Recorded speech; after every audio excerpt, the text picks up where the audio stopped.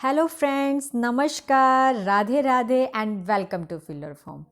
तो दोस्तों, आप सभी का स्वागत है UGC NET free online class में। तो आप सभी कैसे हैं? बढ़िया है सभी के सभी स्टूडेंट्स मेरे। आई होप आप सभी के सभी बहुत अच्छे हों। तो जैसा कि आप सभी को पता है कि हम जो है यूजीसी नेट की जेआरएफ की तैयारी कर रहे हैं और हिंदी साहित्य जो है मैं आपको लोगों को पढ़ा रही हूँ। और साहित्य शास्त्र का हमारा जो आज का टॉपिक है वो है काव्य दोष। ठीक है दोस्तों। तो जैसा कि आप लोगों को पता है कि हम लोग इससे पहले की जो हमारी क्लास रही है वो काव्य गुण की रही है। तो आज हम जो डिस्कस करेंगे वो काव्य दोष को करेंगे। ठीक है। और काव्य दोष में हम बिल्कुल अच्छे से पढ़ेंगे कि काव्य दोष को किसको काव्य का दोष कहा जाता है और अलग अलग जो आचार्य है उनके क्या मत है, उन्होंने इसको लेकर क्या कहा है। तो वो सारी चीज़ें हम जो है डीपली अच्छे से पढ़ेंगे और देखेंगे कि काव्य जो दोष है उसमें क्या क्या है। तो हमारी जो इकाई है वो 3 चल रही है, आप सभी को पता है। और जो स्टूडेंट्स नहीं हैं वो जान लीजिए, ठीक है, कि इकाई 3 चल रही है और भाग हमारा 15वां चल रहा है। तो मेरा नाम ज्योति है। तो आप लोगों को पता ही है कि आपके टीचर जो है उसका नाम ज्योति है और मैं आपकी जो है हिंदी एजुकेटर हूँ। तो आप लोगों को आज जो है मैं काव्य दोष पढ़ाने वाली हूँ। तो उससे पहले हम लोग ध्यान दे दें तो आप लोगों को स्क्रीन में दिख रहा होगा कि ये जो है यहाँ पर जो भी स्टूडेंट नए हैं उन लोगों के लिए है कि ये हमारा व्हाट्सएप ग्रुप है, ये हमारा टेलीग्राम ग्रुप है और ये हमारा इंस्टा अकाउंट है। तो आप यहाँ पर फॉलो कर सकते हैं, इसको ज्वाइन कर सकते हैं। तो यहाँ पर आपको जितनी भी यूजीसी की जितनी भी इंफॉर्मेशन है वो सारी की सारी आपको फिलर फॉर्म में मिल जाएगी और जितनी भी अपडेट्स है वो सारी यहाँ पर मिलेगी। और इसके साथ साथ आपको सिर्फ इतना ही फ़ायदा नहीं है, इसमें आपको बहुत सारा बेनिफिट मिल रहा है। अब आगे जानिए कि क्या क्या बेनिफिट मिल रहा है। तो इसे ज्वाइन कीजिए और जो है इसका पूरी जो अपडेट्स है उसकी इंफॉर्मेशन जो है वो सब आपको वहाँ पर मिलती रहेगी टाइम टू टाइम, आपको कहीं भी जाने की ज़रूरत नहीं पड़ेगी। तो जैसे कि आप सभी को पता है कि मेरी क्लास तो चली ही रही है 12 बजे और जो है मेरी रोज़ डेली जो है डेली आप लोगों से मैं जो है 12 बजे ही मिलूँगी। और जैसा कि आपको पता है कि हमारे 2 एग्ज़ाम होते हैं, पेपर 1 और पेपर 2। तो यहाँ पर आपको पेपर 1 की 3 जो है क्लासेस मिल रही है, करंट जीके मिल रहा है और फर्स्ट पेपर की 2 क्लासेस मिल रही है 11 बजे और 2 बजे। तो वो ज़रूर अटेंड करो, उसमें आपका फर्स्ट जो एग्ज़ाम है वो थोड़ा जो है क्लियर हो जाएगा। ठीक है। और सेकेंड एग्जाम तो आपका स्पेसिफिक सब्जेक्ट बेस होता है, तो आपका हिंदी, तो आपको मैं हिंदी पढ़ा ही रही हूँ। ठीक है। आगे चलते हैं। आगे यहाँ पर और भी स्पेसिफिक सब्जेक्ट्स हैं, तो जो भी आपके नॉलेज में होंगे उन्हें आप सजेस्ट कर सकते हैं ताकि वो भी जो है फिलर फॉर्म से जुड़ जाएं और जो है यहाँ पर अपने स्टडी कर सके। तो जैसा आप लोगों को स्क्रीन में दिख रहा है, जो भी न्यू स्टूडेंट्स हैं उनको बता रही हूँ कि स्क्रीन में आप लोगों को जो दिख रहा है वो एक एप्लीकेशन है। आप प्ले स्टोर में जाइए, वहाँ पर आप फिलर फॉर्म सर्च कीजिए तो आपको एक फिलर फॉर्म की एक एप्लीकेशन मिलेगी, एक ऐप मिलेगा, आप उसे डाउनलोड कीजिए। ठीक है। डाउनलोड करके इंस्टॉल करके आपको पता चलेगा कि उसमें जो है जब आप उसको ओपन करोगे तो पेपर 1 और पेपर 2 का ऑप्शन आएगा। पेपर 1 में, पेपर 2 में आपको क्या क्या मिल रहा है? फ्री नोट्स मिल रहे हैं आपको वहाँ पर। लाइव क्लासेस तो आपको मिल ही रही है, जैसे कि लाइव क्लासेस चल रही है।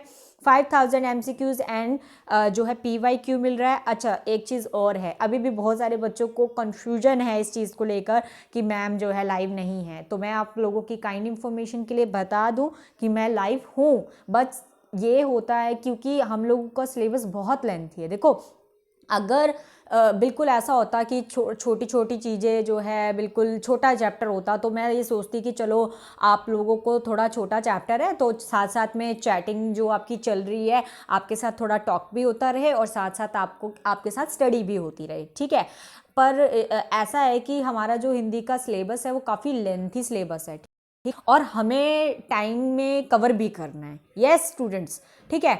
आप लोग ये चाहते हो ना कि भाई हमारा टाइम से सिलेबस कंप्लीट हो, है ना। तो उसके लिए ये है कि मैं कोई भी टॉपिक अगर उठा रही हूँ तो वो टॉपिक मैं आधा अधूरा नहीं छोड़ना चाहती, मैं चाहती हूँ मैं उसको पूरा कंप्लीट करूँ। और हमारे पास टाइम की जो टाइम हमारे पास टाइम लिमिट है, हम टाइम लिमिट के अकॉर्डिंग ही हमें उसको टॉपिक को कंप्लीट करना है। यस। ठीक है। तो इस वजह से मैं सोचती हूँ कि पहले अपना टॉपिक कंप्लीट हो जाए एंड देन फर्दर अगर हमारे पास टाइम बचा तो हम उसको यूटिलाइज कर लेंगे। लेकिन हमारा सिलेबस इतना ज़्यादा लेंथी होता है कि टाइम नहीं मिलता। लेकिन फिर भी मैं बाद में जब हमारी जो ये क्लास होती है मैं इसको बाद में जब देखती हूँ, कमेंट्स वगैरह देखती हूँ, सबके पढ़ती हूँ लास्ट में, फिर मैं अगले दिन ज़रूर रिस्पॉन्स करती हूँ उन चीज़ों का। ठीक है। तो अगर बीच में किसी का एक दो स्टूडेंट्स का नाम जो भी रह भी जाता है, पीछे पता नहीं किसी का रहा था, शायद अनिल था, तो जिनका स्टूडेंट्स का नाम रह भी जाता है तो प्लीज़ उसके लिए सॉरी, बट जो है मुझे जो दिख जाते हैं तो मैं कर देती हूँ। बाकी ये है कि मैं अपनी तरफ से पूरी कोशिश करती हूँ कि मैं आप लोगों के रिस्पॉन्स अच्छे से करूँ। ठीक है स्टूडेंट्स, सो प्लीज़ आप लोग जो है अच्छे से स्टडी कर रहे हैं, मुझे पता चल रहा है, और आप लोग रिस्पॉन्स भी दे रहे हैं, तो बहुत अच्छा लग रहा है मुझे कि आप लोग जो है अच्छे से पढ़ रहे हैं मेरे साथ। ठीक है। तो यहाँ पर आपको देखो सब कुछ मिल रहा है, वो भी फ्री ऑफ कॉस्ट। ठीक है। तो यहाँ पे 100% ऑफ दिखा रहा है, मतलब फ्री ऑफ कॉस्ट है, आपसे 1 रुपये भी लिया नहीं जाएगा। ठीक है। सो आप लोग ग्रुप को ज्वाइन कीजिए, वहाँ पर आपको सारी अपडेट्स वगैरह मिलती रहेगी, और लाइव क्लासेस तो आपको यहाँ पर मिल रही है, और नोट्स वगैरह आपको सब ऐप्स में मिल जाएंगे, तो आप वहाँ से भी आराम से ले सकते हो। ठीक है। जैसा कि हम सिलेबस की बात करें स्टूडेंट्स, तो हमारी जो इकाई है वो इकाई 3 चल रही है हिंदी की। हम लोग हिंदी पढ़ा रही हूँ मैं आप लोगों को, और हिंदी की जो इकाई है वो 3 चल रही है, और हम साहित्य शास्त्र कर रहे हैं। साहित्य शास्त्र की अगर मैं बात करूँ तो हमने भारतीय जो काव्य शास्त्र है वो कर चुके हैं। ठीक है। भारतीय काव्य शास्त्र का आज लास्ट टॉपिक है। यस बच्चों, यहाँ तक मैंने आप लोगों को बताया था कि भारतीय काव्य शास्त्र है, और ये भारतीय काव्य शास्त्र है, और ये क्या है, पाश्चात्य काव्य शास्त्र। ठीक है।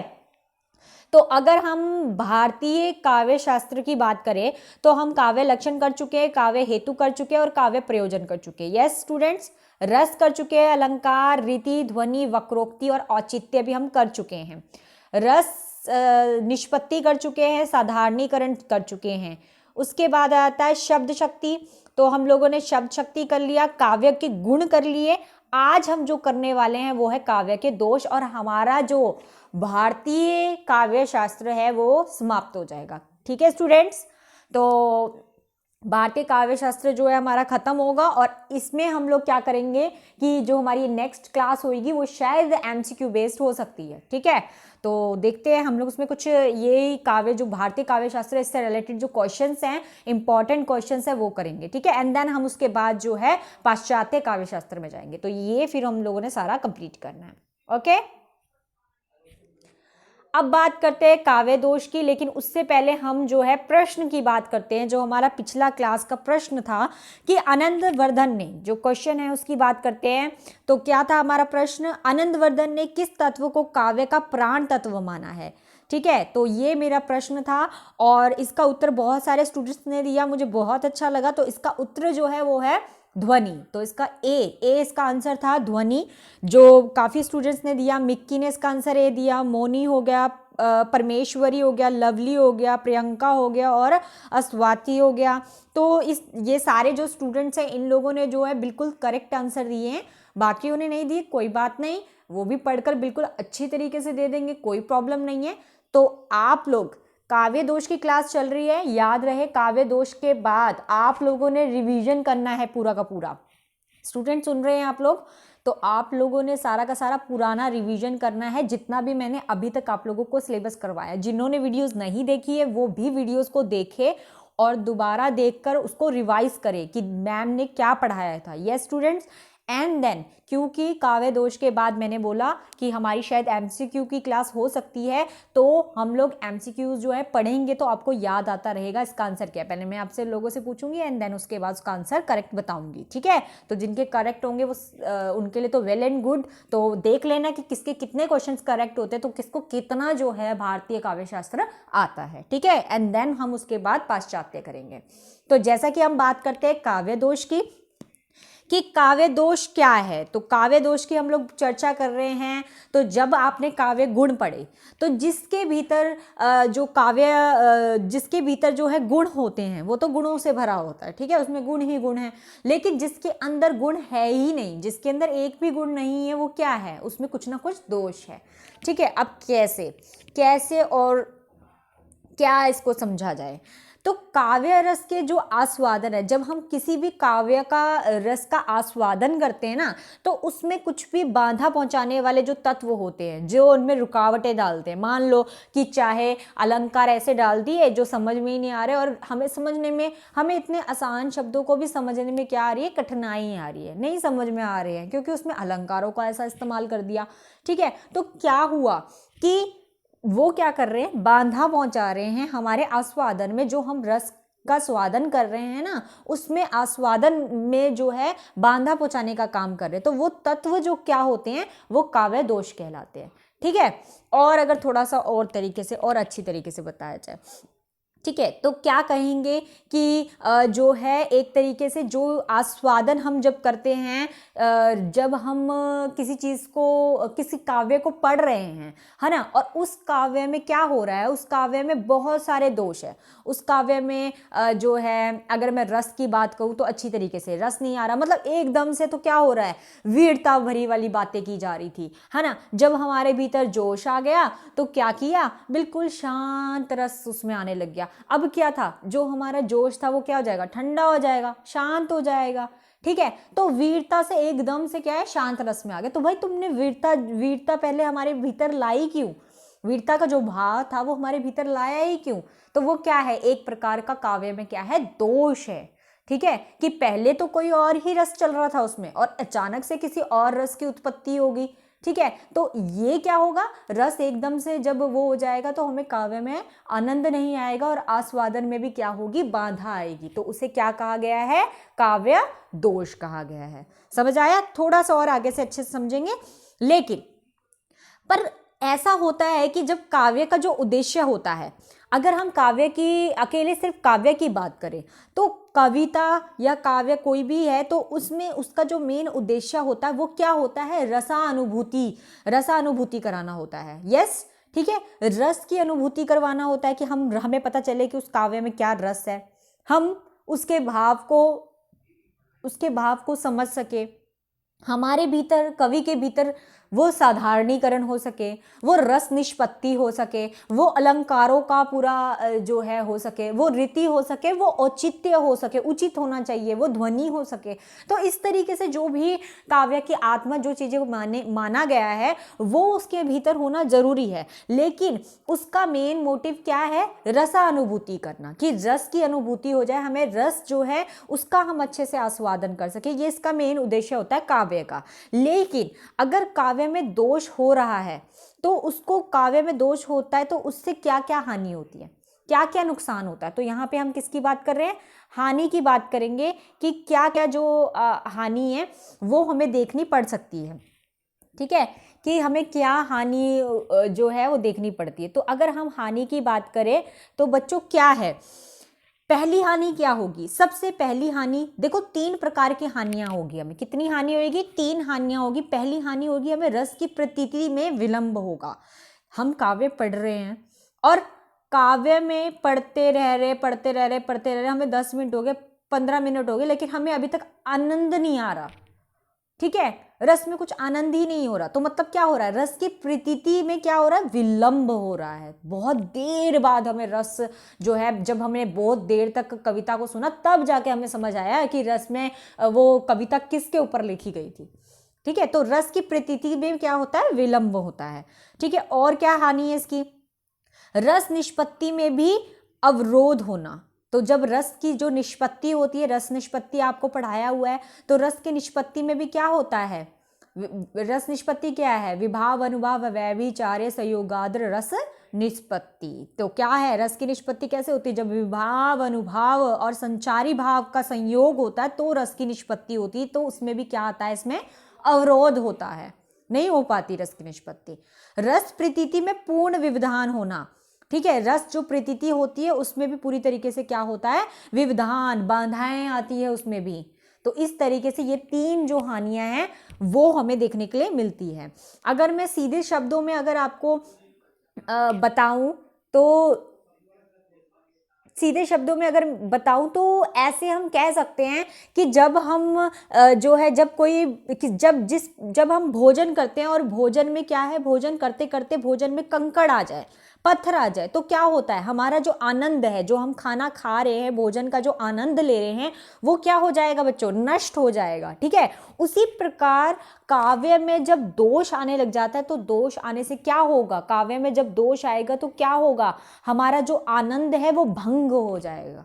ठीक है, तो इसीलिए क्या है, उसे काव्य दोष कहा जाता है। अब इसको थोड़ा और अच्छे से पढ़ेंगे।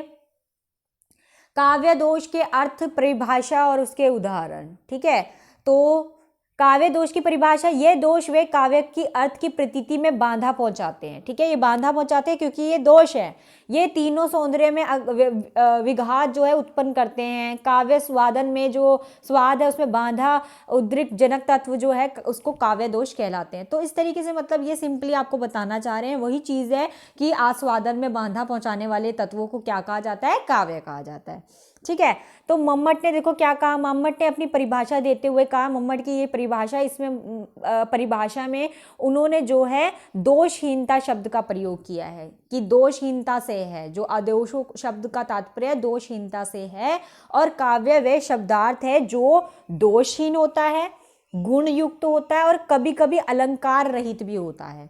ठीक है, तो उसमें ये जो है चीज़ें जो है वो होती है, मतलब इससे वो रहित होता है।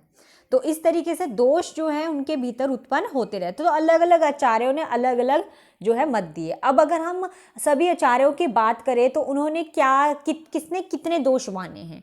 अगर हम भरत मुनि की बात करें बच्चों, तो उन्होंने 10 जो है काव्य दोष माने हैं। कितने माने, 10 काव्य दोष। और ये सब आपसे पूछ लेते हैं, इसलिए मैंने ये चार्ट में रखा है। अगर आचार्य वामन की बात करें तो वामन ने 20 जो है काव्य दोष माने हैं। अगर बाम्हा की बात करें तो उन्होंने 21 काव्य दोष माने हैं। अगर आचार्य विश्वनाथ की बात करें तो उन्होंने 70 जो है काव्य दोष की जो है गिनाए हैं उन्होंने। और वैसे उन्होंने दोष की जो मतलब सामान्य अगर देखा जाए तो दोष उन्होंने 3 प्रकार के बताए हैं। कौन कौन से, शब्द दोष, अर्थ दोष और रस दोष। ठीक है, शब्द दोष उन्होंने कितने बताए हैं, 37 उन्होंने शब्द दोष बताए हैं। अर्थ उन्होंने 27 जो है उन्होंने अर्थ दोष बताए हैं। और रस उन्होंने 10 प्रकार के जो है रस दोष बताए हैं उन्होंने। ठीक है, विश्वनाथ की बात करें तो उन्होंने अपने जो साहित्य दर्पण है उसमें 5 दोषों का वर्णन किया है। पद दोष, पदांश दोष, वाक्य दोष, अर्थ दोष और रस दोष। तो ये सारे दोष जो है वो विश्वनाथ ने बताए हैं। आगे चलें, अब परिभाषाएं की बात करते हैं, क्योंकि ये पूछ लेते हैं इसलिए आप लोग थोड़ा हल्का सा इसको रीड करके ही जो है जाना। ठीक है, तभी मैंने आप लोगों के मटेरियल में ये डाला हुआ है। तो अगर हम वामन की बात करें तो वामन ने जो है विपर्यत मनोदोष जो है शब्द का प्रयोग किया, अर्थात गुणों का अभाव ही क्या है, दोष है। जिसमें गुण की कमी हो, मतलब जिसमें गुण ना हो उसमें क्या है, दोष है। मम्मट ने कहा मुख्यात हति दोष, अर्थात मुख्य अर्थ में पहुंचाने वाला जो तत्व होता है वो क्या होता है, दोष होता है। विश्वनाथ ने कहा रसोसाय कर्ष का दोषा, अर्थात रस का जो उपकर्ष करने वाले तत्व होते हैं वो क्या होते हैं, दोष होते हैं। और ये वाला जो है पूछ भी लेते हैं कि ऐसे कौन से आचार्य हैं जिन्होंने जो है दोषों को जो है अपकर्ष करने वाले तत्व माना है, अपकर्ष करने वाले तत्व माना है। ये प्रश्न आया है तो आप लोग इसे याद कीजिए कि अपकर्ष करने वाले जो तत्व है उनको दोष जो है विश्वनाथ ने माना है। अग्नि पुराण के शब्दों में देखा जाए तो काव्य में उद्वेग उत्पन्न करने वाले जो तत्व है वो क्या है, दोष कहलाते हैं इनकी नजर। अब आगे क्या है, भरत मुनि ने जो है दोषों की संख्या 10 बताई है। कौन से बताए हैं, अगूढ़, ठीक है, अर्थानंतर, अर्थहीन, भिन्नर्थार्थ, एकार्थ, और क्या है, अभिलुप्तार्थ, न्यायावेत, विषम, ठीक है, विसंधि, और क्या है, शब्द च्युतिस। ठीक है, तो इस तरीके से इन्होंने जो है 10 जो है अपने उसमें दोष माने हैं। आगे चलते हैं, बाम्हा की बात करें, बाम्हा ने काव्य दोषों की संख्या जो है निम्न 3 मानी है। कौन कौन से माने, सामान्य दोष माना है, वाणी का दोष माना है और अन्य दोष माने। वैसे अगर देखा जाए तो उन्होंने 25 दोष माने हैं बाम्हा ने। रुद्रट ने 26 माने हैं लेकिन 4 भागों में उसे बांटा है, पद दोष, वाक्य दोष, दोष और पद वाक्य दोष, ठीक है। तो इस तरीके से माना है। अगर अग्नि पुराण की बात करें तो उन्होंने 3 माने हैं, शब्द दोष, अर्थ दोष और रस दोष। दंडी ने जो है 11 माने हैं और वामन ने काव्य दोषों की संख्या 2 मानी है, शब्द दोष और जो है पदार्थ दोष। तो इस तरीके से 20 जो है उपभेदों में से बांटा गया है। वामन ने 3 माने हैं, शब्द दोष, अर्थ दोष और रस दोष, और इनमें से 17 उपभेदों में से बांटा गया है और 37 शब्द दोष बताए हैं, 23 जो है अर्थ दोष बताए और 10 जो है वो रस दोष बताए, और इन्हीं की हम चर्चा करेंगे। ये जो है इन्हीं की हम इसमें चर्चा करेंगे, क्योंकि यही जो दोष है इन्हीं से प्रश्न आते हैं, ठीक है। तो जो 37 है शब्द दोष माने हैं, 23 अर्थ दोष माने हैं और 10 जो है रस दोष माने। अभी तो उसमें और भी अर्थ में तो और भी ऐड हुए हैं। फिर जो सोमनाथ है, सोमनाथ ने निम्न 4 जो है वो काव्य दोष माने हैं, शब्द दोष, अर्थ दोष, रस दोष और वृत्त दोष, ठीक है। और इन्होंने जो है काव्य दोष के स्थान पर अनुचित्य जो है शब्द का प्रयोग किया है। अनुचित्य शब्द हमने उचित्य में पढ़ा था, ठीक है। उचित्य में हमने अनुचित शब्द पढ़ा था, तो वही शब्द का उपयोग यहाँ पर किया है उन्होंने काव्य दोष में, सोमनाथ ने। गुलाब अगर राय की बात करें, बाबू गुलाब राय की, तो उन्होंने 7 भागों में विभक्त किया है।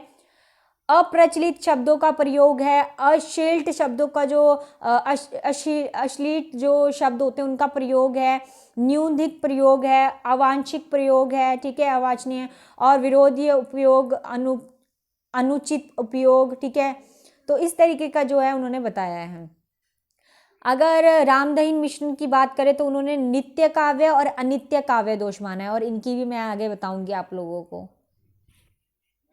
अब आ जाओ काव्य दोष पे, जो आपको बिल्कुल अच्छी तरीके से पढ़ना है। वो तो बात थी आचार्यों की, उन्होंने कितने दोष माने हैं, तो उन सब की हमने चर्चा की, ठीक है। अब हम जो है मेन उसमें आ रहे हैं कि अब काव्य जो दोष है वो कितने माने गए। तो बच्चों ध्यान से सुनो, काव्य दोष को 2 भागों में विभाजित किया गया है, ठीक है। जो काव्य दोष हैं उन्हें 2 भागों में विभाजित किया गया है।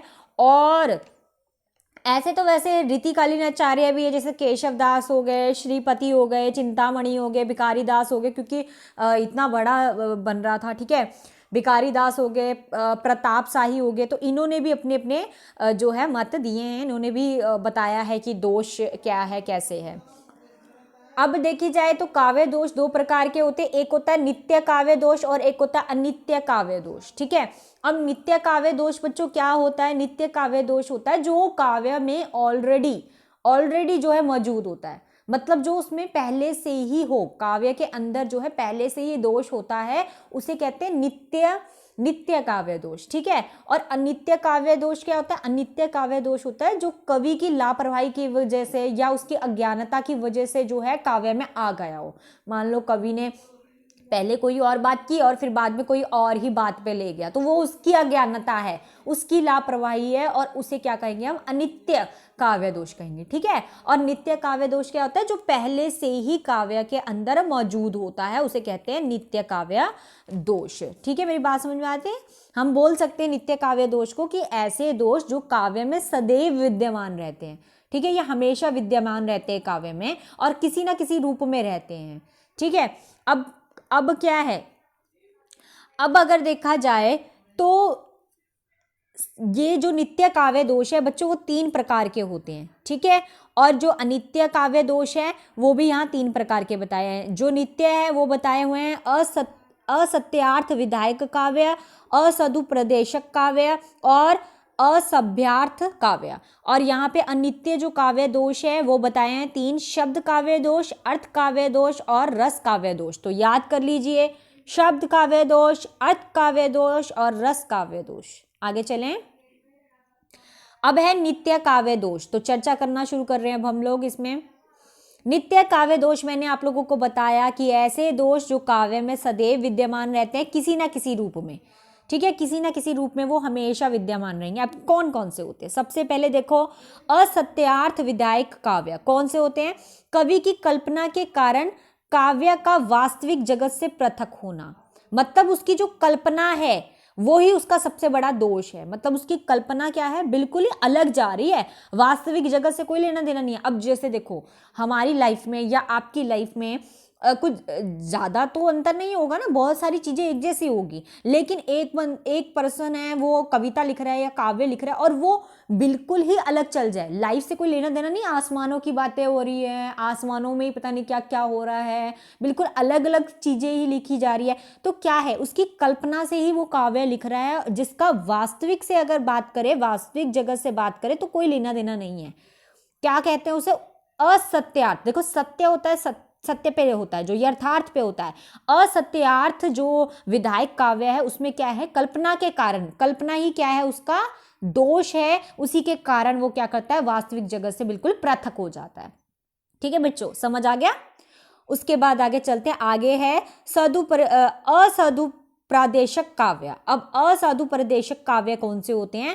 काव्य में जब मनोरंजनार्थ और कवि की अनुभूति के कारण काव्य में अशोभन, विलासिती, कामुकता, ठीक है, उच्चता का विवरण होता है, तो उसमें क्या होता है, उसमें जो है दोष दिखता है। अब कैसे? मान लो कि वो जो है कोई सदुपदेश आपको दे ही नहीं रहा, देखो ना, सदुपदेश शब्द है ना, सदुपदेश तो कोई दे ही नहीं रहा आपको, गलत गलत जो है, गलत गलत उसका उद्देश्य है, गलत गलत बातें आपको बता रहा है, ठीक है, गलत जो है अश्लील बातें कर रहा है, या काव्य में अश्लीलता नजर आ रही है, या काव्य में अच्छा आपको संदेश नहीं मिल रहा, उपदेश अच्छा नहीं मिल रहा, तो वहां पर क्या होता है, उसमें काव्य में दोष होता है। ठीक है, वो काव्य भी क्या है, दोष से भरा हुआ है, इसलिए उसको क्या कहते हैं, असदुपदेशक काव्य। ठीक है, अब आ जाता है तीसरा, असभ्यार्थक काव्य।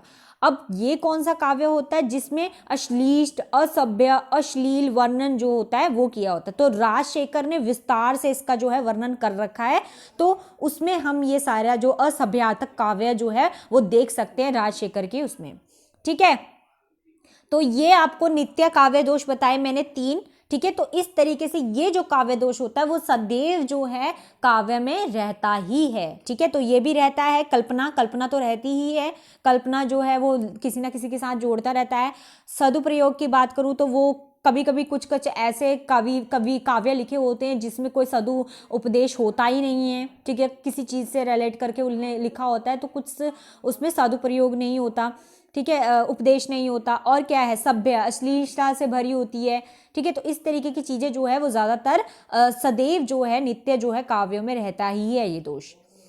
आगे चलते हैं, आगे आ जाता है अनिति काव्य दोष। नित्य जो काव्य दोष होता है वो कौन सा होता है? अनित्य काव्य दोष क्या है? वे दोष जो काव्य में कवि की अज्ञानता के कारण, लापरवाही के कारण जो है उत्पन्न होता है। ठीक है, तो अज्ञानता और लापरवाही के कारण जो उत्पन्न होता है, जिससे काव्य की गरिमा और सौंदर्य, रमणीयता नष्ट हो जाती है। ठीक है, सौंदर्य भी उसका खराब हो गया, उसकी गरिमा भी खराब हो गई, और रमणीयता, जो हमें उसमें रस प्रदान हो रहा था वो भी कहीं ना कहीं खत्म हो गया, क्योंकि कवि ने उसमें क्या दिखा दी, अपनी अज्ञानता दिखा दी और लापरवाही दिखा दी। अब इसमें क्या है, शब्द दोष में देखा जाए तो अलग तरीके से, अर्थ दोष में देखा जाए तो अलग तरीके से, और रस दोष अलग तरीके से। ठीक है, सबसे पहले हम पढ़ेंगे शब्द दोष। तो अगर बच्चों शब्द दोष के आधार पर कहा जाए, ठीक है, अगर शब्दों के आधार पर चला जाए तो जो है क्या होगा, तो शब्दों के आधार पर शब्द दोष का अगर मैं बताऊं तो जिन दोषों का संबंध जो होता है वो शब्दों से भी होता है, और किससे होता है, पद से होता है, शब्द से भी होता है और पद से भी होता है, उसको क्या कहते हैं, शब्द दोष कहते हैं। क्लियर है बच्चों, शब्द दोष कहते हैं उसको। ठीक है, और इसे जो है वाणी दोष भी कहा जाता है। इसे कौन सा दोष कहा जाता है, वाणी दोष भी कहा जाता है। तो कोई भी चीज छूटनी नहीं चाहिए, इसलिए सब बताती हूं आपको। ठीक है बच्चों, इतना क्लियर है। अब जो पद दोष है और वाक्य दोष है, इस तरीके से इसको डिवाइड किया गया है। जो पद दोष है 16 बताए गए हैं, और जो वाक्य दोष है 21 बताए गए हैं। ठीक है, तो ये कितने हो गए, ये आपके जो है 37 जो है ये आपके जो है काव्य दोष हो गए। ठीक है, तो इस तरीके से अब इनको डिफाइन करेंगे, आगे भी है, लेकिन मैं पहले एक बार आपको यहाँ पर थोड़ा सा क्लियर करवा दूं, ताकि जो है आपको फिर वहाँ पर आगे थोड़ा थोड़ा लिखा हुआ है तो आप वहाँ पर भी पढ़ लोगे। तो सबसे पहले हम चलते हैं फर्स्ट वाले में। तो पद दोष की बात कर रही हूँ तो सबसे पहले आता है हमारा श्रुति कटुत्व। ठीक है, श्रुति कटुत्व क्या होता है? श्रुति, श्रुति मतलब सुनना, ठीक है बच्चों, कटुत्व मतलब कड़वा। ठीक है, तो सुनने में जो कड़वा लगने वाले शब्दों का प्रयोग जिस काव्य में होता है उसे कहते हैं श्रुति कटुत्व दोष।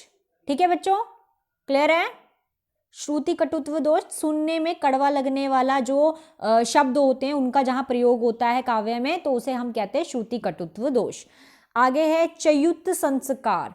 चयुक्त संस्कार में क्या है? काव्य में जब व्याकरण विरुद्ध जो है पदों का प्रयोग किया जाता है, मतलब व्याकरण से विरुद्ध जो पदों का प्रयोग किया जाता है उसको कहते हैं च्युत संस्कार। ठीक है बच्चों, आगे आ जाता है अप्रयुक्तत्व। अप्रयुक्तत्व में क्या है? अप्रयुक्तत्व में क्या है कि काव्य में अप्रचलित शब्दों का प्रयोग होता है, मतलब ऐसे शब्द जो ज्यादा फेमस नहीं है, जिन शब्दों को आपने ज्यादा सुना नहीं है, अप्रचलित है, उन शब्दों का जब प्रयोग होता है उसको कहते हैं अप्रयुक्तत्व। ठीक है, फिर आ जाता है हमारा असमर्थत्व। ठीक है, असमर्थत्व में क्या है? ऐसे शब्द का काव्य में प्रयोग जिससे अप्लिष्ट जो है अभीष्ट अर्थ की प्रतीति ना हो, मतलब ऐसे, मतलब अर्थ निकाले तो अर्थ जो है उसका निकलना चाहिए और वो ना निकले, मतलब अर्थ जो निकलना चाहिए वो अर्थ ना निकल के कोई और ही अर्थ निकल रहा है, अभिन्न ही अर्थ निकल रहा है उसका। ठीक है, तो ऐसे शब्द का जिसमें काव्य का प्रयोग करें जिसमें अप्लिष्ट अर्थ की प्रतीति ना हो, मतलब अर्थ जो है निकलना जो चाहिए वो अर्थ ना निकल के कोई और ही अर्थ निकल रहा है, उसको कहेंगे असमर्थत्व जो है दोष कहेंगे। ठीक है, इतना क्लियर है बच्चों? आगे आ जाओ, आगे है निहितार्थ। निहितार्थ में क्या है? निहितार्थ में है दो अर्थों वाले शब्दों का अप्रसिद्ध अर्थ में प्रयोग। ठीक है, अब जो दो शब्द होते हैं, दो अर्थ, जिनके दो अर्थ निकलते हैं, उन शब्दों का जब हम जो है अप्रसिद्ध अर्थ में जब उनका प्रयोग करते हैं, मतलब ज्यादा प्रसिद्ध नहीं है और उन शब्दों में उनका प्रयोग करते हैं तो उसको कहते हैं निहितार्थ। निहितार्थ जो है निहितार्थ जो है दोष कहेंगे उनको। ठीक है, मतलब प्रसिद्धि नहीं है लेकिन हमने क्या किया, दो शब्दों का जो था उनको मिलाकर लिख दिया काव्य में, तो हमें कोई मतलब नहीं कि भाई जो है हमने लिखा है लेकिन अगले वाले को समझ ही नहीं आ रहा, उसके अर्थ की प्रतीति ही नहीं कर पा रहा वो काव्य में, तो वो भी एक तरीके का क्या है, दोष माना गया है। आगे है अनुचितार्थत्व। अनुचितार्थत्व में क्या है कि अभीष्ट अर्थ का तिरस्कार अथवा अनुचित्य की जो प्रतीति करने वाले शब्द होते हैं उसको कहते हैं। जैसे बच्चों उदाहरण के लिए अगर मैं बताऊं तो बोलते यम के सहोदर सुवान। ठीक है, बोलते यम के सहोदर स्वाम। अब इसमें अगर देखा जाए तो यहाँ पर क्या है, कुत्ते को जो है यमराज का सहोदर जो है कहने पर जो है कहा जा रहा है, यहाँ पर सहोदर कहा जा रहा है, कुत्ते को जो है यमराज का सहोदर कहा जा रहा है। तो कितना बड़ा, मतलब कहने पर क्या है, यहाँ पर जो है अनुचित अर्थ जो है वो दोष नजर आ रहा है साफ साफ। ठीक है, कि यमराज का सहोदर कुत्ते को कहा जा रहा है, तो को बात बिल्कुल ही अभिन्न चलेगी ना, अलग ही चलेगी। अनुचित्य है, औचित्य नहीं, उचित नहीं है बात, अनुचित्य है।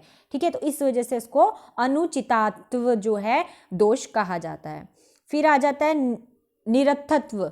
ठीक है, तो इसमें क्या है, इसके शब्द से ही पता चल रहा है कि क्या है, कि इसमें क्या हो रहा है, निरर्थक शब्दों का प्रयोग होता है। जैसे बोला कि उदाहरण के लिए अगर बताऊं मैं कि बोला कि कलम उठी कविता लिखने को अंतर स्तर में ज्वार उठा रहे।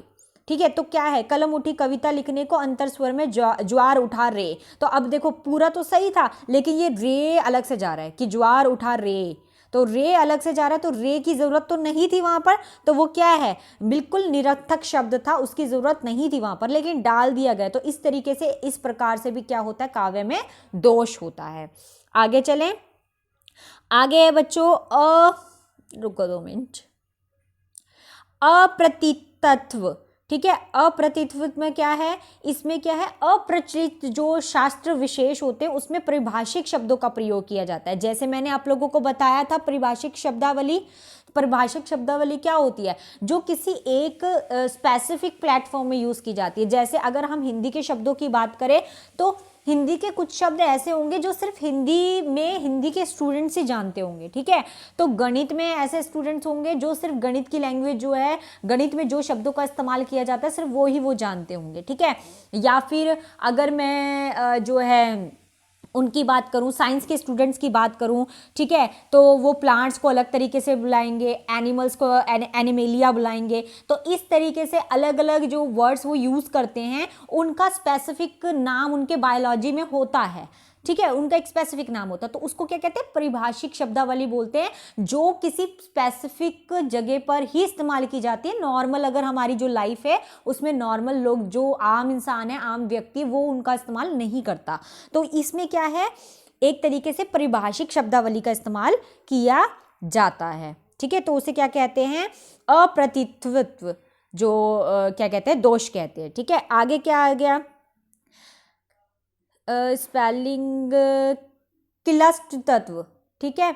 तो क्या है यहाँ पे? किलस्ट तत्व जो है यहाँ पर, जहाँ शब्दों का जो है अर्थ ज्ञान जो है कठिनता से होता है। देखो ये शब्द बोलने में भी कठिन लग रहे हैं ना, तो क्या है? कठिनता आ रही है, शब्दों को बोलने में बहुत कठिनता आ रही है, ठीक है। जैसे कि बोला जैसे मान लो कि गंगा है, अब गंगा को उन्होंने बताने के लिए ऐसे ऐसे शब्दों का प्रयोग कर दिया काव्य में कि इतने सारे शब्दों का प्रयोग किया, लास्ट में बात किसकी कर रहे हैं? गंगा की कर रहे हैं। तो क्या है? बहुत कठिन कठिन शब्दों का प्रयोग किया, उसको कहते हैं क्लिष्ट तत्व, ठीक है, दोष।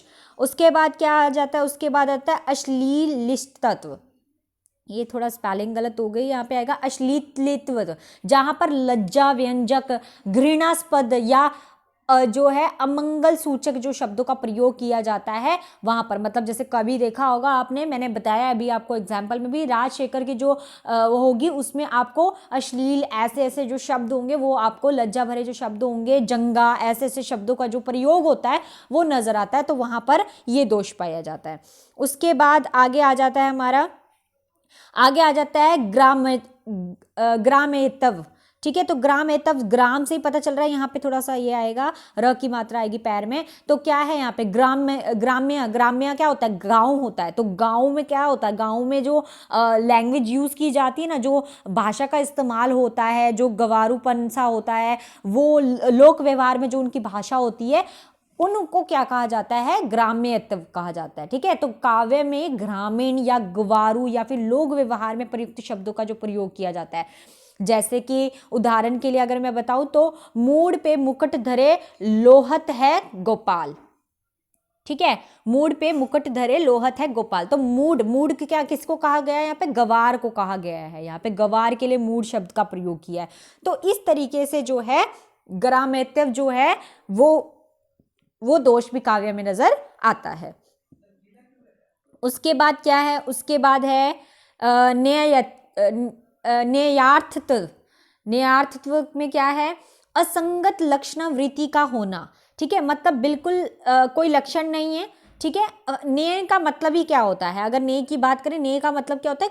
कि बलपूर्वक खींचकर ले जाने योग्य अर्थ, मतलब बलपूर्वक ही खींचकर वो अर्थ को कहीं और ही लेकर जा रहा है, ठीक है। तो असंगत है, लक्षणावृत्ति का होना है उसमें, मतलब आप उसको पढ़ रहे हो और लक्षणा उसका कुछ और है, वो आपको कहीं और तक, किसी बात कुछ और कह रहा है लेकिन उसका लक्ष्य कुछ और है, तो उसे क्या कहेंगे हम? न्यायार्थत्व। तो ऐसे शब्द भी आपको काव्य में देखने के लिए मिलते हैं। तो इस तरीके से ये जो 16 हैं वो मैंने आपको बताए।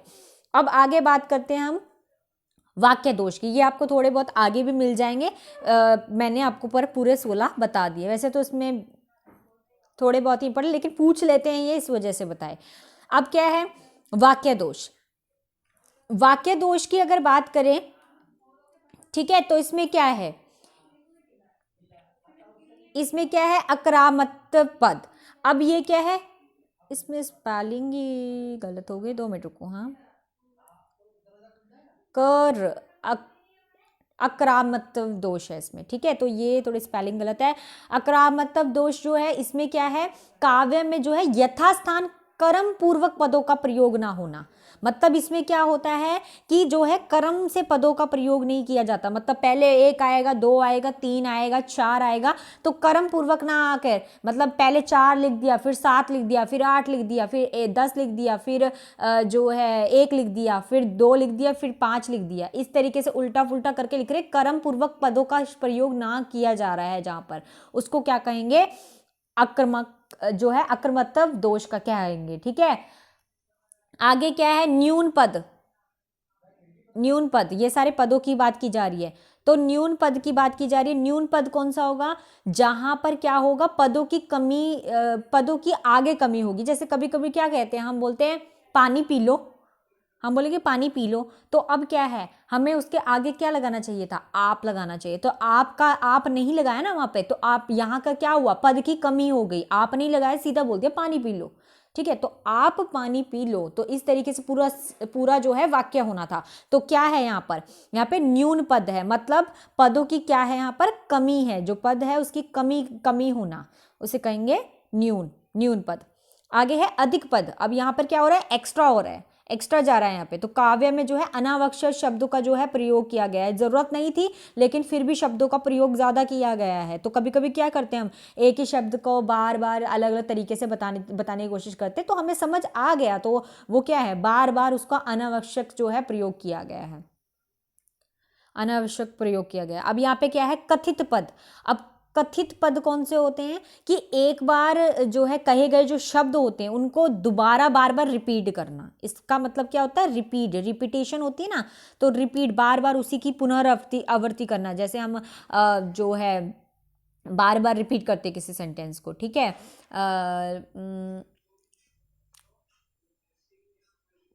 ठीक है, तो वो उन शब्दों को आप कह सकते हो। ठीक है, जो बार बार रिपीट होगी, लाली देखे मैं चली मैं भी होगी लाल, तो जैसे लाल लाल 2 बार शब्दों का प्रयोग कर लिया है ना, तो इस तरीके से। आगे है भगन, भगन प्रक्रम। तो भगन प्रक्रम में क्या है, प्रस्ताव के योग्य शब्द का प्रयुक्त ना होना। ठीक है, मतलब क्या है, इसमें एक तरीके से जो क्रम होता है वो भंग हो जाता है इसमें भी। ठीक है, भगन, भगन मतलब भंग होना। अब यहाँ पर क्या हो रहा है, जो क्रम है, मतलब जो शब्द का प्रयोग हम एक एक करके कर रहे थे, वो शब्द क्या हो गए, उल्टे फुल्टे हो गए, उन शब्दों को सही ढंग से नहीं प्रयोग किया गया, तो वो क्या हो गया, भगन हो गया वहां पे। तो क्रम भंग हो जाना ही भगन प्रक्रम कहलाता है, प्रक्रम है क्रम। ठीक है, उसके बाद आगे चलते हैं, आगे आ जाता है प्रसिद्धि हत। ठीक है, प्रसिद्धि हत में क्या है, इसमें प्रसिद्धि जो है त्याग भी, इसको प्रसिद्धि त्याग भी कहते हैं। प्रसिद्धि हत को जो है प्रसिद्धि त्याग भी कहा जाता है। प्रसिद्धि मत होती है परंपरा का परित्याग या प्रसिद्ध प्रयोग विरोध कथन जो पद्धति होती है, प्रसिद्ध हत दोष है। जैसे कि बच्चों, जैसे कि हम बोले शशि की कली चिरकंठ लगाई, उदाहरण के लिए शशि की कली चिरकंठ लगाई। अब इसमें देखो, शशि की जो कली है वो एक अप्रसिद्ध जो मैं कहूँ कथन है, मतलब आपने ज़्यादा सुना नहीं होगा, आपको उसका मतलब पता नहीं होगा, लेकिन इन्होंने शब्द में प्रयोग कर दिया। अब आपको कैसे काव्य समझ में आएगा, तो शशि की कली चिरकंठ लगाई, तो शशि की कली का उदाहरण तो लिया है, लेकिन शशि की कली तो अप्रसिद्ध कथन है। ठीक है, तो इस तरीके से प्रसिद्ध हत कहते हैं उसे। ठीक है, फिर है प्रतत्वकर्ष, जो है उसको क्या है, वो कौन सा पद होता है, तो बोलो किसी वस्तु की जो उत्कृष्टता कहकर फिर उसका ऐसा वर्णन करना कि उससे न्यूनतता जो है सूचित हो। मतलब पहले तो किसी चीज को बहुत ही अच्छा बढ़ा चढ़ाकर दिखा देना, पहले तो बोलना कि अरे ये तो बहुत आसमान जो है, आसमान में जैसे तारे होते हैं उनकी तरह जो है टिमटिमाते हैं तारे, तो उनकी तरह सुंदर लग रहे हैं, और फिर एकदम से उसको उसी चीज को बिल्कुल नीचे जो है मिट्टी की तरह, उसकी मिट्टी के साथ तुलना कर देना। तो इस तरीके से किसी चीज को पहले तो बहुत अच्छा दिखाना और फिर बिल्कुल ही कम दिखाना, उसको कहते हैं प्रत्कर्ष जो है पद कहते हैं। आगे आ जाता है हतवृत्त। हतवृत्त क्या होता है, वृत्तित, वृत्त मतलब होता है छंद। ठीक है, वृत्त का क्या मतलब होता है, वृत्त मतलब होता है छंद। तो छंद क्या है, छंद जहां पर दोष युक्त हो, जहां पर छंदों में क्या पाया जाता है, दोष पाया जाता है, वहां पर क्या होता है, हतवृत्त होता है। ठीक है, तो इस तरीके से अब थोड़ा आगे आपको थोड़ा अच्छे से मिल जाएगा। तो जैसे पहला वाला देखो मैंने पीछे पढ़ा चुकी हूँ, श्रुति जो है श्रुति कटुत्व दोष मैंने बता दिया, सुनने में अप्रिय लगे जो भी है। यहाँ पर मैंने उदाहरण भी दे दिया, ठीक है। भत्सना में भीत हो वे बाल तब चुप हो गया, यहाँ भरतस्व में जो है श्रुति कटुत्व जो दोष है वो आराम से जो है देखा जा सकता है। फिर है च्युत संस्कार दोष, ठीक है। च्युत संस्कार दोष भी जो है मैंने आप लोगों को बताया कि कहाँ है, जहाँ किसी शब्द का प्रयोग व्याकरण की प्रतिकूल होता है वहाँ पे च्युत संस्कार जो है दोष होता है, ठीक है। तो यहाँ पे मैंने इसका उदाहरण भी दिया है, इसे निराशता को छोड़ो आशा से लो काम। यहाँ निराशता शब्द का जो है व्याकरण दृष्टि से देखा जाए तो गलत है और इसे क्या कहते हैं, च्युत संस्कार दोष कहते हैं, ठीक है। तो व्याकरण की दृष्टि से जो गलत है। आगे देखो अप्रतित्व दोष बताया गया और उसका उदाहरण भी यहाँ पर दिया गया है। फिर ग्रामेत्व मतलब जिसका संबंध जो है गांव की भाषा से होता है, गांव की जो गांव में बोलने जाने वाली जो भाषा होती है गवारू भाषा, उनका जो प्रयोग जिससे किया जाता है जब उन शब्दों का, जैसे ये देखो ना मूड, मूड शब्द का प्रयोग किया, मूड पे मुकुट धरे सोहन गोपाल है, ठीक है, सोहत गोपाल है। तो इस तरीके से मूड मतलब क्या हो गया, गवार, ठीक है, ठीक है। तो इस तरीके से शब्दों का जो है प्रयोग किया जाता है। आगे देखो तो अश्लीलत्व दोष जो है बताया मैंने, अश्लीलता जिसपे होती है, ठीक है। जैसे मिची मिची आंख पिए के निरखे वायु, मिची आंख पिए की निरखे वायु दीन तत्काल, यहाँ वायु का तत्प्राय यहाँ पर अपान वायु मतलब पाद से है। तो इस तरीके से ऐसे ऐसे शब्दों का प्रयोग मतलब अश्लील शब्दों का प्रयोग मैंने कहा, जैसे जंगा, ये सब शब्दों का प्रयोग जहाँ किया जाता है और राजशेखर की जो है उसमें आपको आराम से इन शब्दों का प्रयोग मिलता है। न्यून मैंने बताया आपको, ठीक है।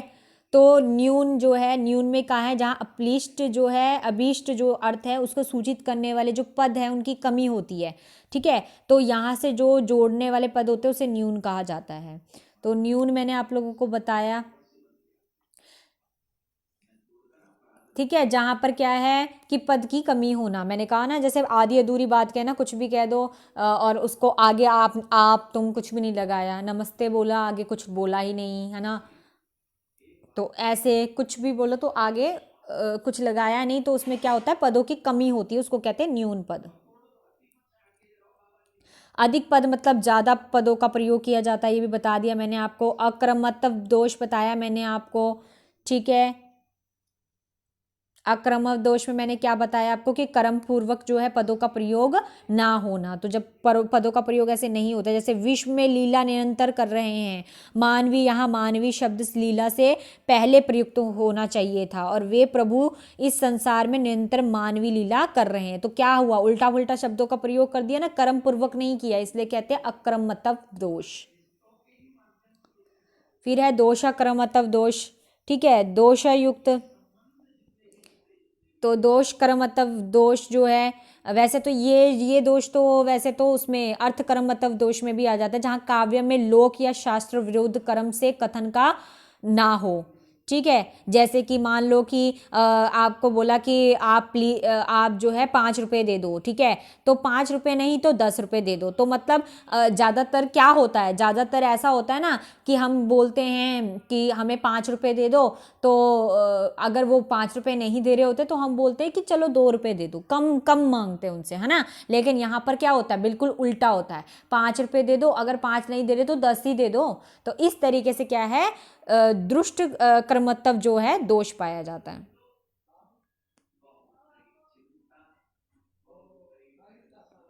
ठीक है, अब आ जाओ अर्थ दोष पे। तो मैंने पहले सारे के सारे आपको क्या करवाए थे, शब्द दोष करवा दिए। शब्द दोष में मैंने पद वाले भी करवा दिए और वाक्य वाले भी आपको दोनों करवा दिए, ठीक है। तो अब आ जाती है अर्थ दोष की तरफ कि अर्थ दोष जो है उसमें क्या है। तो अर्थ दोष में देखो क्या है यहाँ पे बच्चों, वैसे अगर अर्थ दोष देखा जाए तो 26 अर्थ दोष बताए गए हैं। मैं फिर भी उनमें से कोशिश करूंगी कि आपको ज़्यादा से ज़्यादा बता सकूं इसमें, ठीक है।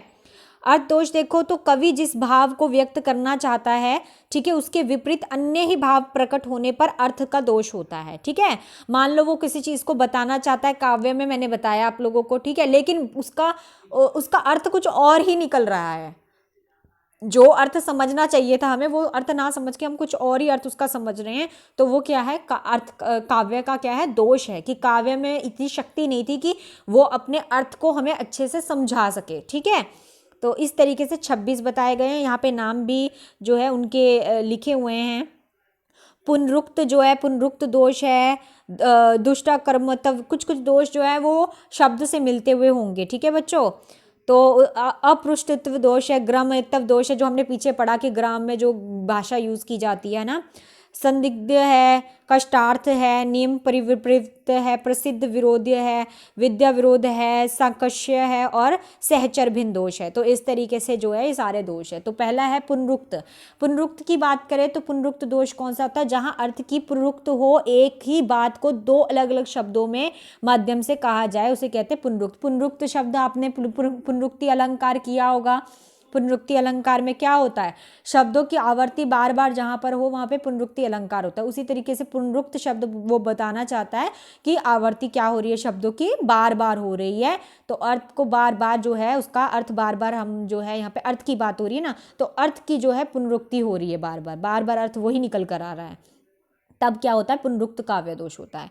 प्रसिद्ध काव्य दोष क्या होता है, प्रसिद्ध काव्य दोष का मतलब होता है कि जहाँ लोक शास्त्र विरोध का वर्णन हो रहा हो वहाँ प्रसिद्ध विरोध अर्थ जो है वहाँ काव्य दोष होता है। तो इस तरीके से जो दोष होता है वो होता है। वैसे तो इसमें और भी है, ग्रामेत्व में मैंने बोला ग्राम में बोलने जाने वाली जो भाषा होती है उनका जब प्रयोग होता है अर्थ में वो निकले, जैसे मूड जो था, मूड का अर्थ क्या था, गवार। तो इस तरीके से जो है शब्दों का प्रयोग ग्रामेत्व के उसमें किया जाए और उसका अर्थ जो है इस तरीके से निकले, तो वो क्या होता है, काव्य का दोष होता है।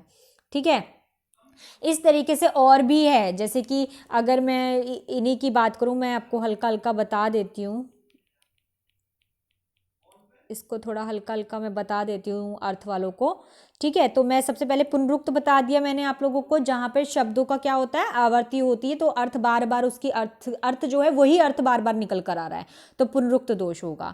अगर दुष्कर्म क्रमत्व दोष की बात करूँ तो ऐसा जो काव्य में लोक और शास्त्र के विरुद्ध क्रम से कथन का जो है ना होना, मतलब बार बार ऐसे, मैंने बोला ना कि उसने बोला 5 रुपये दे दो और 5 रुपये नहीं दिए तो क्या बोलता, 10 रुपये दे दो, तो क्या है यहाँ पर बात उल्टी हो रही है कि हम लोग जैसे करते कि 5 रुपये नहीं तो 2 रुपये दे दो, पर यहाँ पर तो क्या हो रहा है, उल्टी ही बात चल रही है। इसका मतलब यहाँ पर ये दोष पाया जाता है, उसको कहते हैं दुष्ट कर्मत्व दोष। अब है, अब आगे क्या आ जाता है, आगे आ जाता है अपुष्ट तत्व।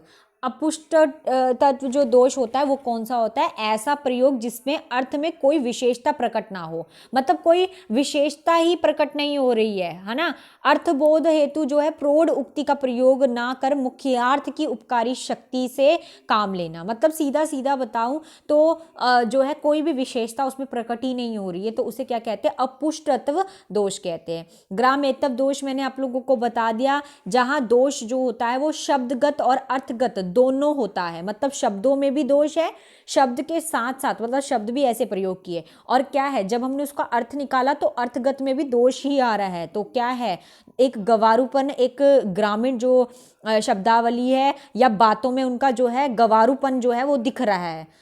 काव्य, मैंने कहा ना काव्य जो यहाँ पर जो कवि है, कवि की लापरवाही और अज्ञानता ही तो है, अनित्य कर रहे हैं ना हम लोग, तो उनकी जो यही तो है, उनकी अज्ञानता ही तो अपने अज्ञानता के कारण क्या करता है, गवारूपन दिखा देता है, उसमें ग्रामीणता दिखा देता है, जिसमें शब्द भी गलत होते हैं और अर्थ भी गलत होते हैं, तो वो क्या होता है, ग्रामीणता दोष होता है। अब आगे आ जाता है क्या, संदिग्ध दोष। इसमें क्या है, जहाँ पे अनेक अर्थ हो वह अभीष्ट का निश्चय ना हो, मतलब जो भिन्न भिन्न अर्थ निकलते हैं वो तो हो है ही नहीं, लेकिन अर्थ बहुत सारे निकल रहे हैं उसमें। ठीक है, तो निश्चित कुछ नहीं है कि कौन सा इसका मतलब मेन अर्थ क्या है इसका ये नहीं पता, लेकिन अर्थ बहुत सारे निकल रहे, तो वो क्या है, संदिग्ध है, मतलब शंका है वहां पर। फिर है कष्टार्थ दोष। कष्टार्थ दोष में क्या है, कष्टार्थ दोष में क्या है कि जो है यहाँ पर कष्ट जो है, कष्ट मतलब ऐसे शब्दों का प्रयोग किया जाता है जहाँ पर जो है कष्ट जो है उसका अर्थ जो है कष्ट भरा हो। ठीक है, अब यहाँ पे ये हो गया नियम परिपूक्त दोष हो गया, ठीक है। तो यहाँ पर नियमों से बंधा हुआ होता है, नियमों में जो है नियमों पे जो आधारित होता है या व्याकरण दृष्टि से देखा जाए उनकी नज़रिए से ठीक होना चाहिए, तो वहाँ पर भी दोष रहित नजर आता है। ठीक है। तो ये सारे के सारे जितने भी है यहाँ पे नियुक्त पुनरुक्त होता है, जहाँ पर समाप्त हुई बात फिर से वही कही जाए, तो इस तरीके से बार बार, या प्रकाशित जो है विरुद्ध है, जहाँ पर अभीष्ट अर्थ के विपरीत अर्थ बोध हो। ठीक है। अगर साक्ष्य जो है, साक्ष्य उसकी बात करें, साक्ष्य दोष की बात करें, तो अर्थ की संगति के लिए किसी शब्द या वाक्य की आकांक्षा का रहना, मतलब एक आकांक्षा सी रहती है लेकिन अर्थ की जो संगति है वहाँ पर पता नहीं चल पा रहा है कि क्या है, मतलब क्या है, मतलब एक आकांक्षा सी बनी हुई है। ठीक है। फिर है सहचर भिन्न दोष। सहचर भिन्न दोष क्या है? जहाँ पे उत्कर्ष के साथ ही निष्कर्ष का भी वर्णन हो, मतलब पहले ऊंची बढ़ा चढ़ा के बात कह दी और फिर बढ़ा चढ़ा के बात कहने के बाद फिर उसको नीचे नीचे से नीचे जो है नीचे न्यूनतम बात कर दी उसकी। ठीक है। तो इस तरीके से ना ऊपर की बात रही ना नीचे की बात रही, मतलब पहले उसकी तुलना आसमान के साथ कर दी और उसके बाद उसकी तुलना जमीन के साथ कर दी। तो यहाँ पे क्या है? सहचर भिन्न है। तो इस तरीके के दोष जो है वो काव्य में देखने के लिए मिलते हैं। तो उन्हें क्या कहते हैं? जिनके अर्थ में क्या होता है? दोष होता है। मतलब शब्द में तो है ही है लेकिन साथ साथ अर्थ में भी दोष प्रकट होने लग जाते हैं। अर्थ में जो हमें समझ है या अर्थ में हमें जो उसका रसस्वादन है या उसका आस्वादन है वो नहीं हम ले पाते अच्छे से, तो वो क्या है? उसके अर्थ में दोष होता है। आगे आ जाता है रस दोष। अब रस दोष क्या है? जो रसों के द्वारा होता है। तो आप लोगों को बेटा मैंने रस जो है बच्चों अच्छी तरीके से करवा रखा है। तो रस की बात करें तो काव्य में रसास्वादन में जिन कारणों से बाधा उत्पन्न होती है, मतलब रस के द्वारा भी अगर बाधा उत्पन्न होती है तो उसे रसा दोष कहा जाता है। जैसे रस के नाम है अनुभाव, विभाव और संचारी भाव को सीधा उल्लेख हो और इस एक रस पे परस्पर विरोधी जो रस का अनुभाव आदि का जो वर्णन है वो हो, तो वहां क्या होता है? रस दोष होता है। ठीक है। अब ये सारे के सारे जो है रस दोष हैं, तो मैं इन्हें भी आप लोगों को थोड़ा थोड़ा जो है बता देती हूँ। ठीक है। ताकि आप लोगों को पता, तो रस दोष आप लोगों को पता चल गया। 10 जो है रस दोषों का वर्णन किया गया है। सबसे पहले आता है स्व शब्द वाच्य। तो स्व शब्द वाच्य कौन सा है? जहां पर रस जो है वो स्थायी भाव और संचारी भावों का सवशक्त द्वारा स्पष्ट कथन होता है। मतलब स्थायी भाव के साथ सहचारी जो भाव होता है, संचारी जो भाव होता है, वो भी वहां पर स्पष्ट रूप से उसका जो कथन है उसमें ही क्या होता है? दोष होता है। तो उसको क्या कहते हैं? स्व शब्द वाच्य कहते हैं। कष्ट कल्पना क्या है?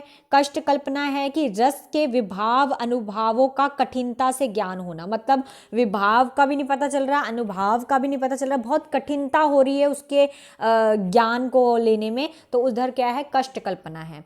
प्रतिकूल विभागद्री ग्रह, इसमें क्या है? इसमें है कि रस का विरोध, रस के जो विरोध में विभाव होता है, ये संचारी भाव होता है, उनका उल्लेख किया जाता है। तो इनके विरोध में, मतलब बताना तो वो विभाव ही चाहता है, संचारी भाव ही चाहता है, लेकिन रस का क्या कर रहा है? विरोध कर रहा है। वहां पर क्या है? प्रतिकूल विभाविग्रह जो है दोष होता है। उसके बाद है पुनर्दीप्ति। पुनर्दीप्ति क्या है? पुनर्दीप्ति मतलब एक ही रस का बार बार वर्णन करना। अब एक रस को जब बार बार वो दिखाता है अपने काव्य में, तो इस तरीके से काव्य पे क्या दिखता है? दोष दिखता है। अकांड प्रथन। अकांड प्रथन में क्या है? अकांड प्रथन का मतलब होता है असमय में रस का वर्णन करना और समय विरोध रस के विस्तार का वर्णन करना। मतलब पहले तो असमय में, समय सही नहीं है उस टाइम पर रस का वर्णन कर दिया, और बाद में जब रस का वर्णन करना चाहिए था तब रस का क्या कर रहा है? विरोध कर रहा है। तो इस तरीके से अकांड प्रथन है। अकांड छेदन है। अकांड छेदन का मतलब असमय रस का भंग होना, मतलब रस जो है वो क्या हो गया? भंग हो गया यहाँ पर। तो क्या है? असमय रस का भंग होना क्या कहलाता है? अकांड छेदन कहलाता है। फिर है अंगभूत रस की अभिवृद्धि होना।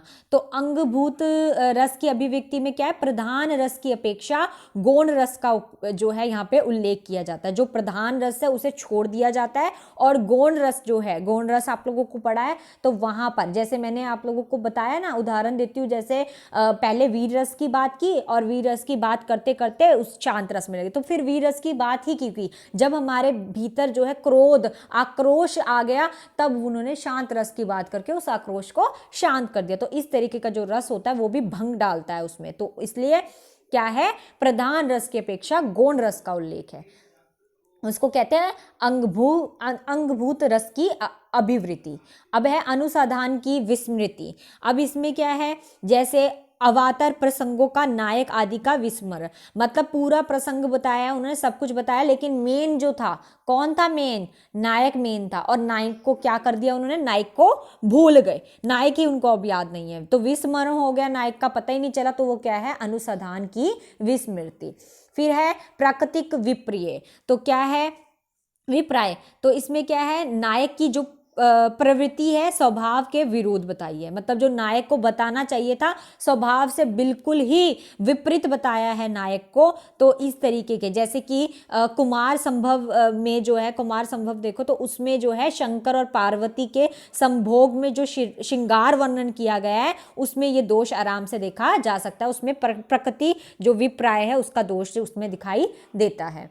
फिर उसके बाद क्या है, उसके बाद है जो है अनंग जो वर्णन किया गया है, इसमें क्या है, इसमें है रस के जो अनुपकारक का वर्णन किया गया है, ऐसे रस का वर्णन जिससे जो क्या हो रहा है, प्रकरणगत का कोई भी लाभ नहीं हो रहा। प्रकरणगत क्या होता है, प्रकरणगत हो रहा है जो हम पढ़ रहे हैं, तो जैसे हम कोई काव्य पढ़ रहे हैं और उससे पढ़ने से हमें कोई भी लाभ नहीं हो रहा, मतलब उसका कोई उद्देश्य ही नहीं था, उससे हमें कोई फायदा नहीं होता, फिर वो काव्य लिखा ही क्यों गया। तो इस तरीके से क्या हो रहा है, कुछ ना उसमें आनंद आया ना कुछ आया और ना पढ़ने में कोई लाभ है उससे, तो उसमें क्या है, रस में क्या होता है, दोष होता है। तो इस तरीके से बच्चों ये 10 जो है वो रस के दोष बताए गए हैं। ठीक है बच्चों, तो इस तरीके से हमारे जो काव्य दोष हैं, काव्य गुण हम लोगों ने कर लिए थे, काव्य दोष जो है वो मैंने आपको बता दिए हैं, तो आप लोग कर ले। तो सबसे पहले मैं आप लोगों को जो है अच्छी तरीके से बता दूं कि क्या किए। तो जैसे अगर हम काव्य दोषों की अगर हम बात करें कि काव्य के जो दोष है वो क्या है, तो काव्य के दोषों को 2 भागों में विभाजित किया गया था, नित्य काव्य दोष और नित्य काव्य दोष 2। नित्य काव्य दोष के अंदर 3 भागों में विभाजित किया, असत्यार्थ विधायक काव्य और असदुपदेशक काव्य, और तीसरा था असभ्यार्थक काव्य। तो ये 3 काव्य नित्य काव्य दोष थे, जो सदैव ही काव्य में जो है दोष जो है सदैव रहते हैं, विराजमान रहते हैं, विद्यमान रहते हैं, उसको क्या कहते हैं, नित्य काव्य दोष कहते हैं। ये 3 रहते हैं। अनित्य काव्य दोष कौन से होते हैं, जो कवि जब काव्य लिखता है तो वो अपनी अज्ञानता के कारण, अपनी लापरवाही के कारण उसमें जो है गलतियां करता है, उसको क्या कहते हैं, अनित्य काव्य दोष कहते हैं। तो ये 3 बताए, शब्द दोष, अर्थ दोष और रस दोष। और मैंने आपको ये भी बता दिया शब्द दोष कितने हैं, अर्थ दोष कितने और रस दोष अभी हमने पढ़ाए 10 जो है वो रस दोष होते हैं। तो ये जो है आपने अच्छे से करने हैं और इनमें से जो है क्वेश्चन इसी तरीके से डीपली आते हैं। तो अब हमारा जो काव्य दोष थे वो कंप्लीट हो गया है, तो आप लोग अब अच्छे से इसे दोबारा से पढ़ना, अच्छे से करना, ठीक है। तो आज का जो हमारा प्रश्न है, तो प्रश्न की ओर चलते। प्रश्न है कि वामन के अनुसार किस गुण को ओज गुण का विरोधी माना गया है। वामन के अनुसार किस गुण को ओज गुण का विरोधी माना गया है। तो फटाफट बच्चों कमेंट कीजिए और कमेंट कीजिए, बताइए मुझे, और फिर हम चलते हैं, ठीक है। तो आप लोग कमेंट कीजिए, वामन के अनुसार किस गुण को ओज गुण का विरोधी माना जाता है। तो स्टूडेंट्स, तो आज की हमारी जो क्लास थी वो काव्य दोष के ऊपर थी। तो इस तरीके से हमारा जो भारतीय काव्य शास्त्र है वो ख़त्म हो गया है और भारतीय काव्य शास्त्र हम लोगों ने पूरा कंप्लीट कर लिया है। और अब हम जो है नेक्स्ट वीडियो में या नेक्स्ट क्लास में, हमारी जो नेक्स्ट क्लास होगी उसमें हम जो है चर्चा करेंगे, जो है क्वेश्चंस करेंगे हम लोग भारतीय शास्त्र के ऊपर, ठीक है, काव्य शास्त्र के ऊपर। तो आप लोग जो है पुराना जितना भी मैंने अभी तक करवाया है, आप सभी का काम है कि आप वो सारा जो सिलेबस है उसे अच्छे से याद करेंगे और फिर प्रिपेयर होकर बैठेंगे, ठीक है। तो सभी बच्चे जो है प्रिपेयर होकर बैठेंगे और हम लोग जो है MCQ करेंगे, और जैसे ही हमारे MCQ कंप्लीट हो जाएंगे उसके बाद हम जो है पाश्चात्य जो काव्य शास्त्र है वो कंप्लीट करेंगे। तो आप लोगों को अगर काव्य दोष में कोई भी डाउट हुआ तो आप लोग जो है मुझे फीडबैक दें, मेरे को कोई भी क्वेरी हुई आप लोगों को तो आप लोग मुझसे क्वेश्चंस कर सकते हैं, तो मैं जो है आप लोगों के आंसर जो है वो ज़रूर दूंगी, ठीक है। तो अगर आपको कोई भी प्रॉब्लम है तो आप करें। तो बाकी आप सभी के सभी अपना ख्याल रखें और खुश रहें, मुस्कुराते रहें। तो ठीक है, फिर अब आज की क्लास हमारी यहीं ख़त्म होती है। धन्यवाद, थैंक यू। आप सभी अच्छे से रहें। ओके, आपका दिन मंगलमय हो। बाय सभी को, सभी स्टूडेंट्स को bye. Radhe Radhe. Have a nice day.